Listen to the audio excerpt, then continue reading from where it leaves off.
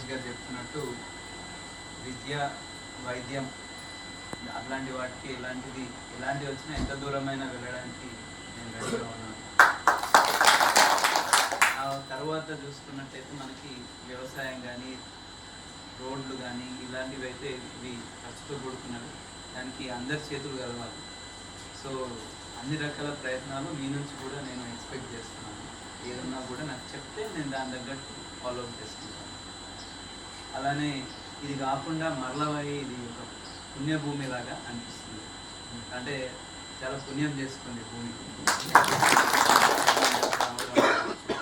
తర్వాత మిగతా వారు కూడా ఇక్కడికి వచ్చిన తర్వాత దీన్ని ఇంకా పెద్దగా చేయాలనే తపన, దాని తగ్గట్టుగా కరెక్ట్ గ్రామ పంచాయతీ రావడం, వారు సర్పంచ్ అవ్వడము, ఒక టీం లాగా మీరు పనిచేయడము బాగుంది. ఈ టీం వర్క్ ఉంటే మాకు కూడా పని ఇంకెక్కువ చేయాలనిపిస్తుంది.